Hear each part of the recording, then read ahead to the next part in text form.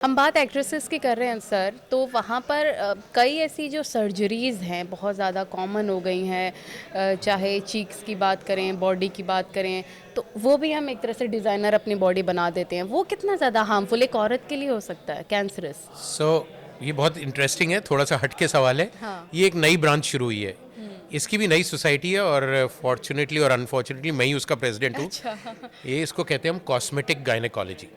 Okay. सो आप face पे तो कराते हैं, रोज फेशियल कराते हैं, फेस पे लेज़र कराते हैं, नाक लंबी हो तो छोटी कराते हैं, नोज़ जॉब कहें, ब्रेस्ट बहुत बड़े हैं तो ब्रेस्ट को छोटा कराते हैं, ब्रेस्ट छोटे हैं तो बड़ा कराते हैं, लिप्स को आप वो सब फेस लिफ्ट कराते हैं, थ्रेड्स डलवाते हैं, हाइलुरोनिक एसिड फिलर्स डालते हैं, ये सब लाइन ये सब हटा सकते हैं। ये ब्यूटी क्लिनिक का काम होता था। बट प्लीज़ ये डॉक्टर का काम है, और अगर आपका गायनेकोलॉजिस्ट इन सब में एक्सपर्ट है तो उसी के पास जाइए, या डर्मेटोलॉजिस्ट स्किन के पास, क्योंकि गायनेकोलॉजिस्ट एक औरत की बॉडी को ज़्यादा समझता है और हार्मोन्स साथ साथ दे सकता है। सो पेट पे फैट, ये टमी टक, ये टमी के सारे, सरप्राइजिंग ये है कि अब वेजाइनल डिज़ाइनर वेजाइना आ गया। ओह।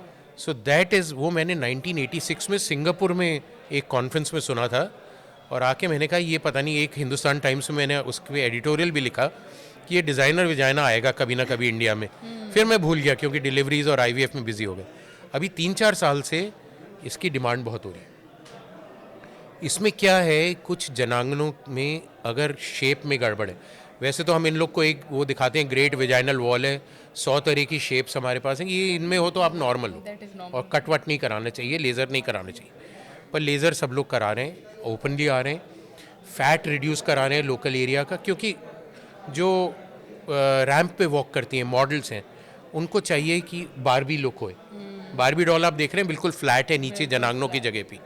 सो वो फ्लैटनेस दिखनी चाहिए, क्योंकि सी थ्रू क्लोथ्स पहन रही हैं तो उनको वेजाइनल लिप्स नहीं दिखने चाहिए ज़्यादा कपड़ों में से, तो बिल्कुल फ्लैट। तो Barbie look is also very popular now.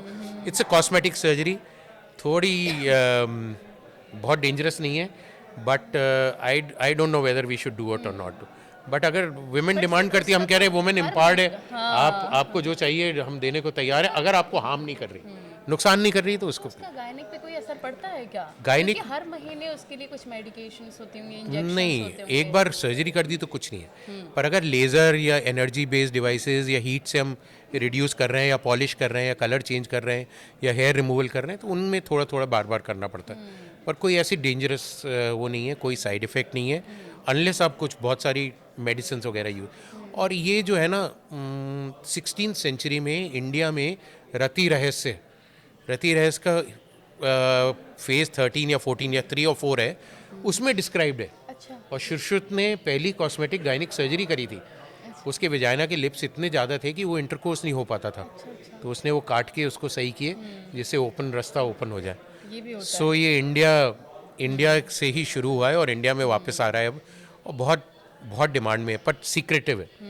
Again इसमें रेफरल नहीं मिलेगा, कोई करा के जाएगा तो ये नहीं करा उस डॉक्टर के पास मैंने कराया टेस्ट बेबी, और उसमें तो कह देगा मेरे को इस डॉक्टर ने बच्चा दिया, इसने इसने वो दिया। तो but this is a new branch and women empowerment. अगर महिला को कुछ चाहिए वो अपनी, क्योंकि डिप्रेशन होता है, सेल्फ कॉन्फिडेंस ख़त्म हो जाता है, अब वो फैट है नहीं रिड्यूस कर पा रही है, तो अगर माइनर सर्जरी से रिड्यूस कर पाएंगे और उससे उसका एकदम कॉन्फिडेंस डेवलप हो जाएगा, उसके हस्बैंड उसको लाइक करने लगेगा, फैमिली में उसको प्रेज करने लगेगी, यू आर ब्यूटीफुल यू।